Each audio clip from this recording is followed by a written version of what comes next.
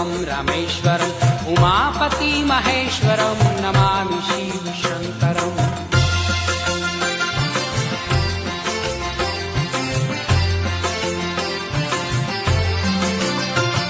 प्रसन्नः परं पितायनुपदानदायितं